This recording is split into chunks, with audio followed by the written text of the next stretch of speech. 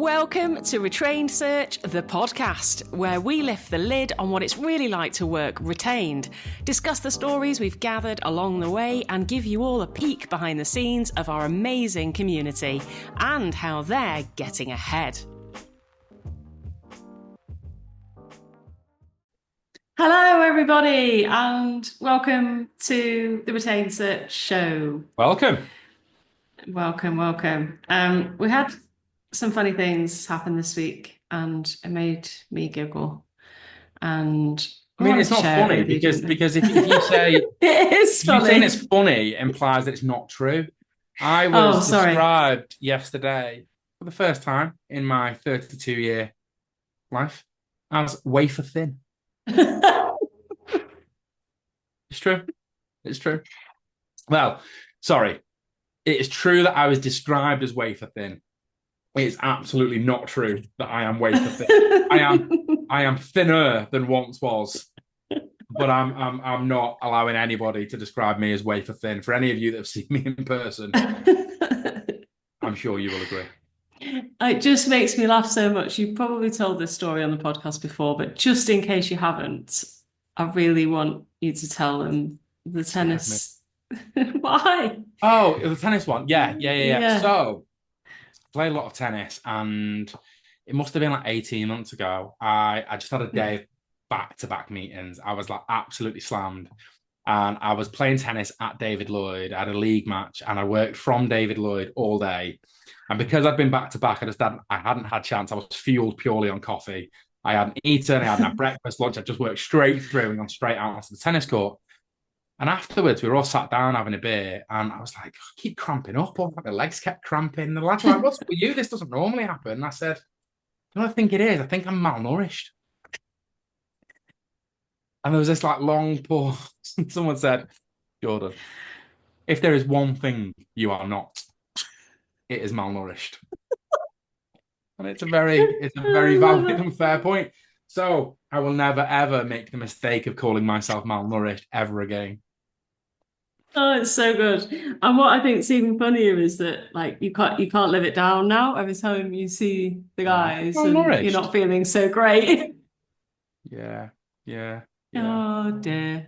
I don't know. I know. What was it? One of the lads had said to me, like, he doesn't think is it Red Nose Day where like they raise money for like underprivileged kids in different countries and stuff. He was like, I don't think they're going to be reaching out to you, Jordan, putting you on one of like the VTs before. I don't think I qualify, unfortunately. So. No, I don't think we do. No. I definitely wouldn't either. Just describe myself, in a not definitely not malnourished way this morning on a call, which I won't say. Work to be done. Although the Whoop's really good. I'm really liking this span that you told me to get. Yeah, it's perfect. It's changed my life, but it does make you eat less. It does make me, it makes me think about everything really, how much exercise I'm doing, because I don't like it when I wake up and it's like orange, it's not green. I'm like, whoa, hang on a minute.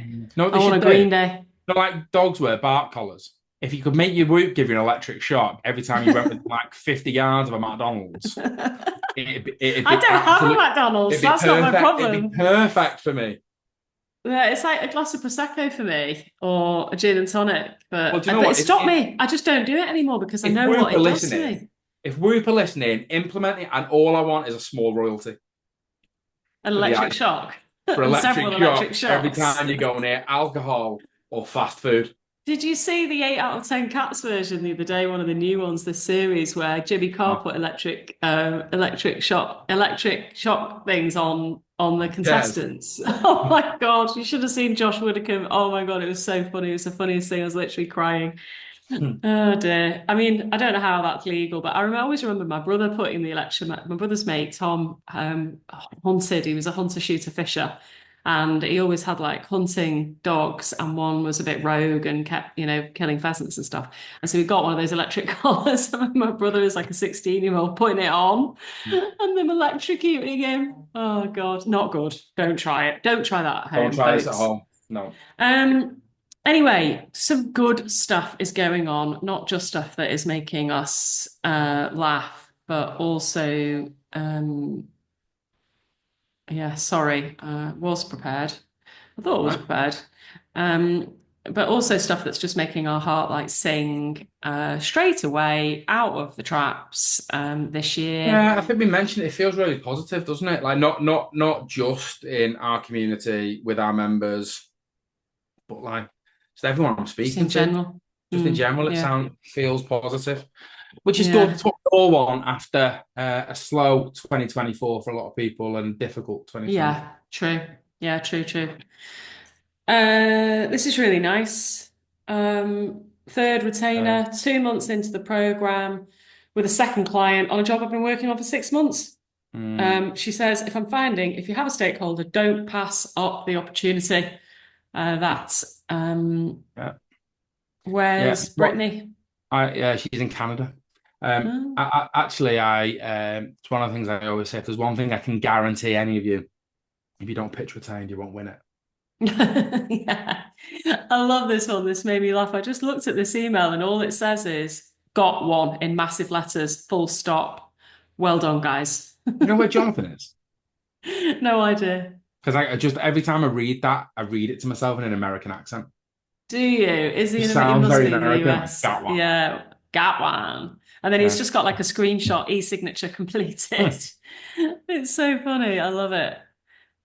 And the next one, first fee paid Yeah, is this the is subject great. line. Woohoo! Got my first fee paid yesterday. 1/3 on commencement, 1/3 on shortlist, balance on offer. Yes.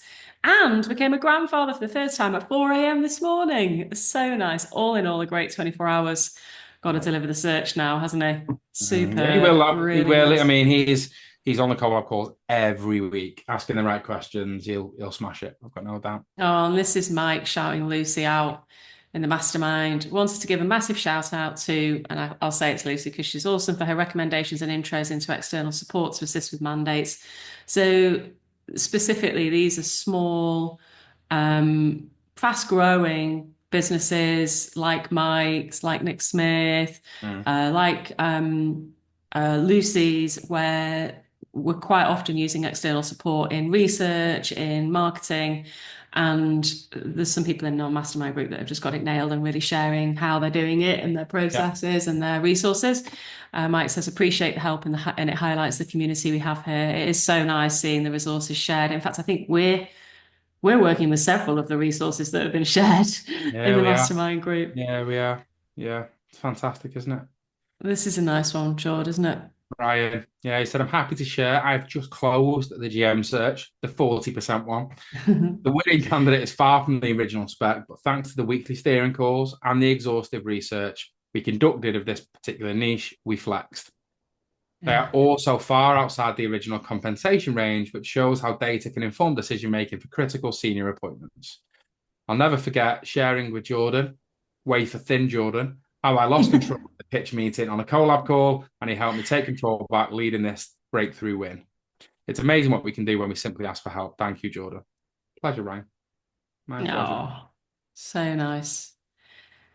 What's this one? Multi-hire project win is the subject line. Bit late posting this as terms delayed signing, but negotiated this over Christmas and now have a great 6 to 8 hire project to work on for the start of the new year. No way. I was Yeah. on the collab call with Tracy when she was almost there with that one.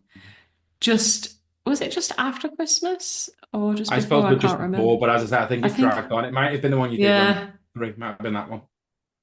Well, Rookery, yeah. So first week in Jan. Yeah, yeah, Yeah, it yeah. was. Yeah, really nice. So good. I'm so pleased. Oh, this is nice. Hi, Louise Claire. Hope everything's going great. Xavier, we haven't worked with Xavier for, what did Claire say? It's been years. Yeah, 2 years, yeah. 3 years? I know you guys have been really busy as always. I wanted to tell you guys the training was invaluable and I've been working completely retained for years now and across continents too. I referred a friend of mine from Japan to your program. I'm so delighted to see that. Like, it's sometimes people do the training, they go on and they go on, good to great, and then we're not Don't get to brilliant find out. at keeping track, Yeah. are we, of what everyone's doing? And it's so nice when they come back and share that story. And the reason that he's sharing that is because we're having a chat because he's wanted to have a chat about the mastermind. So that's really cool. Okay, so with all the good news, the other bit of good news that we have to share is that we've been working on something quite intensely over the last week or so, after quite a lot of figuring out what people need help with. Yeah. And what we noticed, there was a few things that prompted us. One of them was the information that one of the big groups that we're a part of, the TRN, the Recruitment Network I think they've got mainly UK recruiters, but quite a lot of them work the US market from the UK. And most of our probably 40%-ish now customer base that is North America, there's US and Canada based, telling us that they are not necessarily at the beginning of the journey with retained. That some people are, some people are purely contingent and haven't really done anything with it.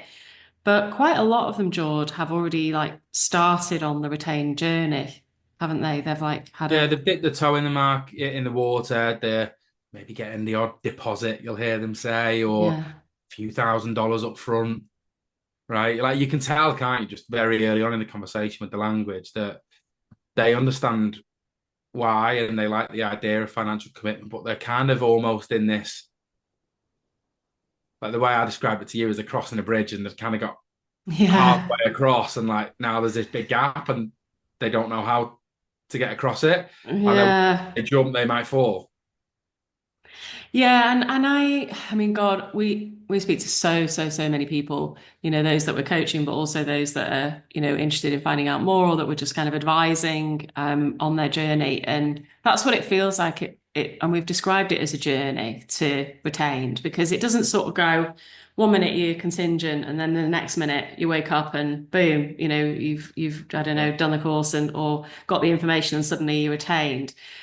Some people do that. Like you kind of said, right, that's it. I'm not doing any more contingent. But even then, like you then win work on a retained basis and you're kind of experimenting with the delivery model of what works, what doesn't work, and is it enough to just get some money up front and then kind of have it the rest on completion. And I speak to so many people that are doing a bit of that. They're doing a bit of what Dennis described as like retingent or contained. Like you say, a bit of money up front, and normally it's I know 5K, 10K, whatever. Like not a significant, not the majority of the, or even anywhere near 50%. Sometimes they're taking 50%, but normally it's a token gesture really. And the reason that they end up talking to us is because it's not like that's not it. Like that's not the end of the journey. Actually, where they find themselves, I think is often worse than contingent, right? Because like listen, contingent, as you know, I'm not a fan, and it has so many pitfalls. But I can kind of see why some people might say I quite like working that way in the sense of there's no commitment. If the going gets tough, you can bail out. Ping a few CVs over. Don't really give a shit. Not the way I choose to work, but like I understand it, right? The challenge with loads of people that come to us and are kind of caught in that middle ground is they take this really small deposit. They feel like the customer, because of that, is tied in and committed, but they're not really. But because they've taken the deposit, they now feel obliged to deliver. Exactly. So the kind of really flexible contingent delivery model goes out the window. They're actually delivering a retained search service sometimes, without all of the benefits. It's like paying for a holiday, but you've got to go to a war-torn country. Like, you pay for the holiday, but you're sitting there, and it's like it's really not a nice place to be. No, or they're taking the deposit and then just doing what they would normally do contingently and not really doing anything differently. And then sometimes that pays off and it's fine. That's almost the worst thing that can happen because then they think, "Oh, this is fine. I'll just do that again." And like, if that does work, trust me, it's only worked on that occasion. It's just by luck. It isn't going to work long term. And so many of the people that we meet, we talk to, we work with, or just advise aren't starting kind of with a blank piece of paper. They're starting with some kind of model going on already. And often the bigger firms and the teams that we're working with, that's very much the case. There's maybe one or two people that can win retained, but no one's quite sure exactly how they're doing it. And lots of people that can't. And there's a real kind of mixture of starting points that we help so many people, regardless of where they are, to the other side of where they want to get to, which is a profitable, scalable, sustainable retained model where everyone's happy and confident to move forward and grow on that basis. But we also realize that we aren't kind of sharing much of that stuff with you and with our audience. So we have put together a new masterclass, and we've been working on that. And we wanted to just give you some snippets of it and kind of bounce it off you guys so that you can get a feel for what it's about, and you can hopefully give us a little bit of feedback maybe in the comments or reach out to us and let us know what you think. Because I'm going to call it pizzazz. Pizzazz. Well, I've got to say, I did the pizzazzing this time, George, so it's probably not going to be great. Well pizzazzed. Well pizzazed. I don't know what you think about the sideways title there, but it says completing your journey to retained and the perils of stopping at contained. You like the bit of alliteration there? I think that was yours, George. Well done. So a little bit about me. Well, I'm married to a primary school teacher, can't you? Get your blackboard out. And a little bit about George. And then it starts with okay, we all kind of started with contingent. Most of the people we work with kind of started with contingent, apart from some of the mastermind members. And we liked it, right? I used to like it. Great. You build up a great network, you build up a great track record, you get really into your industry and you're like, cool, I'm in the groove here, I'm an expert. You build up a strong reputation, you make a few placements and you start building up confidence. You're like, right, if anyone can fill this, then I can, right? Except when clients start rejecting really good candidates and don't give you a reason for it, or they say they just want to see more candidates when they've already seen the best ones, or they suddenly get a random NPC from another recruiter that probably doesn't even fucking exist, right? And that kind of throws you off course, or an internal candidate crops up that they didn't bloody tell you about, and so many things. Then they get they start, or maybe they already are unrealistic on salary, or they've got a bit of a inflated idea of how attractive their proposition is in the market, which can be quite often the case, or HR bloody get in the way, or talent acquisition haven't been involved and then suddenly stick their oar in, or they change the bloody goalposts on you, or a new decision maker gets involved, or they are shite at interviewing and they put the candidates off at interview, or somebody goes on holiday, on vacation and ghosts you and you can't get decisions made, or they lowball offers at the bloody final hurdle, and then we just get sick of it all and walk away. And of course then we have no forecastable revenue because we're working contingently. 70% of our time plus is working for free. We've got high staff turnover if we've got staff, and other people are struggling to keep the groove, and EBITDA is really hard to build in that situation. Of course, we're getting beaten down on fees, we're getting pushed into this high volume, low margin, and morale's feeling like shit with the contingent model because lots of people do. And it's very hard to get into the senior and sophisticated projects when we're in that space, and it's really hard to get those high margin projects. And so we know, right, that Retain gives us committed partnerships and really nice, healthy, juicy 95, 100% fill rates. You get the forecastable revenue, you get great productivity, great morale, you get to grow your EBITDA. Everybody knows the value in your business increases when you've got forecastable revenue. You can work on the bigger, sexy projects and get up the value chain. But you know that already. Everybody probably listening to this probably has got a sense that that is the case, which is why probably most of you listening to this, or maybe some of you, are already getting money up front from clients. You're probably already encouraging your team to do the same if you've got one. And quite possibly some of your work is retained already. And you're working on more of it being retained because that makes sense, okay? So cool, gravy, all done, easy. Except the client still rejects great candidates without giving a reason, and they want to see more candidates, and they get an NPC from another bloody random recruiter, or an internal candidate still pops up, and they're unrealistic on salary, and surprise, surprise, HR still get in the way, and they change the goalpost still, and their interview process still is sketchy, and a stakeholder can still sod off on vacation and not tell you, and they still lowball offers. So we end up in this place that you were talking about, George, where retainers sometimes take really bloody long to fill. Yeah. And they're like a noose around your neck because you've got this deposit or this retainer and you've committed to filling it, and yet all this shit's going on. So how can you, right? Clients are Yeah, it's frustrating the impossible. process. And sometimes like you're having to rebate or rework searches Mhm. when they're just the profit isn't there. You haven't, that the amount that they've paid you doesn't anywhere near cover the kind of work that you're putting in. And no surprise, but some people can win retain, but some people are maybe steering a little bit clear of it because they don't really like the look or the sound of any of that. Well, actually, my biggest worry is they get halfway across the bridge, they experience this, and they go, "Oh, Exactly. I'm And they're turning like, around. oh, this I'm is going shit. back." I'm out. Yeah. Right?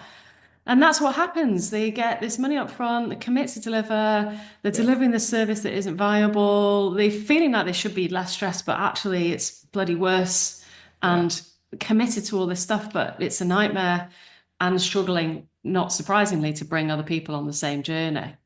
What did you call it? Pizzazzed it. I haven't pizzazzed this one. For those of you watching the screen, sorry it's a bit Yeah, raw, this but is we're not very testing it out pizzazz. on you, right? This is not very pizzazzy. It's not very pizzazz. This is our raw brain well, what we see and what we do on a day-to-day basis. And the reason that this is like how the hell are you supposed to know how to do this? Like it isn't just about getting the money up front. Get the money up front doesn't actually solve the bloody problem. It doesn't No. solve any of all the problems that go wrong. All it does is give you a little bit of commitment from the client. All the other things, all the other shit can still bloody happen Yeah. if you don't Yeah. put the proper process in. But how are you supposed to know what the proper process is? Because you've never worked for a retained firm, probably. Most of the people we work with haven't. I hadn't when I first started doing this, which is why I made all these mistakes as well. And you haven't worked for a Shrek, for those of you that don't know. Spencer Stewart, Heidrick Struggles, Russell Reynolds, Egon Zehnder, Korn Ferry, biggest search firms in the world, made the mistake of using that acronym on a webinar recently and no one knew what it was. So just saying to put that out there. And you end up with this breakdown in confidence with your client, which is horrific. And you can get a total breakdown of confidence with your recruiters and your team. And how can people sell it when they don't have confidence in it?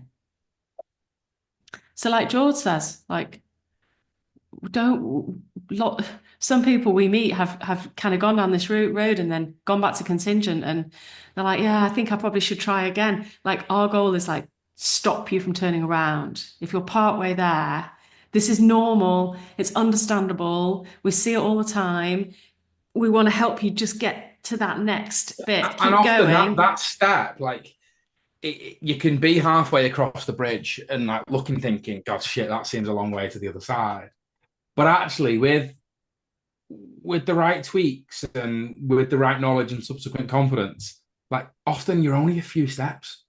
Yeah, that's it. Like you're not a That's million it. miles away. Oh, where's my image? I hope they've deleted it. Oh no. Oh, there it There it is. is. Oh, hang on. There. That's my little image. It comes later, It, but that's it, my it little looks image. like it was taken on a Nokia 3310 for anyone No, but not the looking at it. principle of it, for those of you not looking at the screen, it's a nice little bridge, but there's a gap in the middle, and then there's a person's little hand flat, just bridging the gap so the little man can walk across it, and that's us there. Mm. And then there's contingent on one side and retained on the other. So And it's yeah, but I really think high Mark, quality it's 4K really image, bad. It's not. just the only one I could find. It was the only one I could find. So in this masterclass, which we are doing and launching, we're doing the first version of it in, when are we doing the first version? Like Is that second week in Feb? 17th of Yeah. February. Yeah. Is we're going to give you our top tips and everything we've learned to have the model successful on pricing. Well, these are Commit, the steps, aren't they, that we often find if people take these steps, that's going to yeah, get them across the bridge. these key things will massively help, massively help. I mean, we can't like teach you everything in like a really short masterclass, and there are certain terms and clauses and elements of the process. Like the devil with all these things is in the bloody detail. It is in the detail, and we're going to give you, so we can give you these three key things that are going to massively help. One is pricing, and one is commitment. So what you're actually committing to, and the other is delivery. And our top tips on all of those three things we're going to give you in this masterclass. And just to reassure you that you're going in the right direction. Like over the next 5 to 7 years, and I know this because I had to do a shit ton of research for this Goldman Sachs program and present it to, oh my God, all sorts of bigwigs. Over the next 5 to 7 years, skills will continue to be scarce globally. Technology in every industry continues to develop at speed, and competition for talent will remain fierce. And the spray and pray contingent agency methods will continue to fall short of client expectations and their requirements. And more recruitment firms, large and small, will need to move away from the low value, high volume, no win, no fee model in order to deliver positive outcomes for their clients. And they will have to shift to a more rigorous, high value, thorough headhunting based search model, which of course requires not just financial commitment, but a rigorous process as well. So I saw an article online at the weekend, and it was like, it was in, I can't remember, it had been in the Telegraph or the Independent or something, and it was like why recruitment markets are going to boom in 2025 and 2025. And I can't say any more than that because they wanted me to sign up to £1 a month to read it. Well, I just I can tell you the title, but it's one of them, like, get a 1 month free trial and then cancel at any time. But I always forget to cancel, and I'll realise when I'm 58 that I'm still paying it, and I've spent £4.5 grand on one Telegraph article. Yeah, and you could have gone on holiday. And so yeah, just to say that we wherever you are on the journey, we see time and time again, we just help people get there faster because we give you we fill in the gaps that you didn't get because you didn't go and work for a Shrek, and and all the stuff that the experiences that we have learned ourselves and see other people learn from. You get that all filled in so that you can make the next few steps over the bridge, which sometimes for people is just a few small, not difficult stages of learning. And yeah, we're sharing all that with you all the time anyway, the people that do it, to give you the confidence that it works. And so yeah, that's the overview of our new masterclass. Exciting. It is exciting. So if you're interested, I tell you what, considering we did that at like 8 p.m. at night after a full day work, we've done all right there, I think. We have done all right. And I sat with Bad Sisters in the background because I'm loving the Irish accent at the moment, just like the last couple of nights, just making little tweaks to it. But I have no idea who Bad Sisters are. It's really good. It's like these sisters that are basically trying to kill their brother-in-law over like a prolonged period of time. Series? Yeah, it's a series, and they basically they keep trying and they keep failing to kill him. The guy's an absolute dick, so he needs to go. Sounds like they just can't get it done. Podcast. That's what I thought it was. Maybe we should call this Bad Sisters, the Retained Search podcast. I don't know why we're not sisters, and I'm not. Okay, well, we'll consider that. We'll put it in the 90-day meeting. In the meantime, we were also going to share. Yeah, so if you want to sign up for that masterclass, there probably will be restricted seats because it'll be the first time we're doing it, and it's on the 17th of February. Goes to our website under resources. It might not be on there yet, but if it's not be on there yet. But I'd have thought by the time this podcast goes out, it probably will be on there. But like, if you want to talk about it, or you're in that situation, like, book some time in and we can run through it with you if you want to. If you want to see it in advance, you can get a little preview. You'd be happy to do that, wouldn't you, George? Yeah, absolutely. There you go. Just put that on you. Pimp me out. I know. And then we always share a bit of a controversy, don't we? It's not really a controversy. I'd say more like a misconception. We ran a webinar last week. We were very fortunate to be invited on to Ben Meena's, was it a summit, doesn't he, I think? Yeah, I think it was like his BD summit, and we spoke on Friday. Great session. There was a comment in the chat about there were lots of amazing comments, by the way. Lots of amazing comments. Yeah, there was a comment in the chat though, only one, and it was like, "Yeah, but you guys are in the UK." Yeah, and there's always this. Well, I say always. It's a convenient excuse, isn't it, to not not believe it. There's this misconception that like how you win retained in the UK is different to the US, which is different to Brazil, which is different to Dubai, which is different to Singapore. Like, we've got customers in over 31 countries winning retained. Yeah. all doing it the same way. Now, don't worry, there are nuances, right? How they position their business and stuff, of course, it's not exactly the same. But in terms of the core process, nothing changes. Doesn't change. No, it doesn't. But then I guess we're probably preaching to the converted, because most of the people listening to the podcast probably hear us talk about people all over the world in Sydney and Melbourne and Christchurch and Harare in Africa and Zimbabwe and France and Germany and Atlanta and Ohio and Montana and New York and California all the bloody time. So you guys probably know that already, but I suppose we just wanted to make sure that myth was completely debunked, that don't be using that as a fucking excuse, is what we're saying, because it's not true. Or your industry. Not or true. The salary level. Or your industry. No. Or any of that. Like, there are no excuses. No, there aren't. In fact, our next guest, I mean, not only have two of our previous guests, Jess Biller and TJ Crosby, both been US based. Now you can think of it, but also our next guest is also US based. She's based in New York, but she's a Brit. So if you guys in the US want to stop us Brits from taking the retained work, then you better get on it. Just saying. Okay, well, I think that's enough for today, and we're very excited to see you on our Masterclass on the 17th of Feb, and hope you've enjoyed listening. More stories coming to you soon. If anyone wants a beer or a coffee, I'm going to be in Miami. Oh, yeah. Well, I mean, I'll be kicking around as well, and I'll be in LA, so we'll be in Miami and in LA. Yeah, we're a right laugh. And we had loads of value. We know loads about Retained. Yeah, and we know loads about Retained, so we can help you. When is it, Jordan? We should probably tell people when it is. You might be coming out a few days after me. I think I'm probably going to be there in Miami from the 10th until the 15th. 10th of March. And then probably in LA from the 11th until maybe the 19th, potentially, something like that. You'll be in Miami from the 10th to the 15th, and we'll be in LA from the 16th to the 19th of March. Thank you. So look us up, drop us a message, let us buy you a coffee or a beer, and let's talk about your business and where you're at and where you're up to. We love finding out where you're going, where you've been, and what's going on for you. Yeah, absolutely. Yeah, good shout. All right, folks, see you next time. Bye, guys.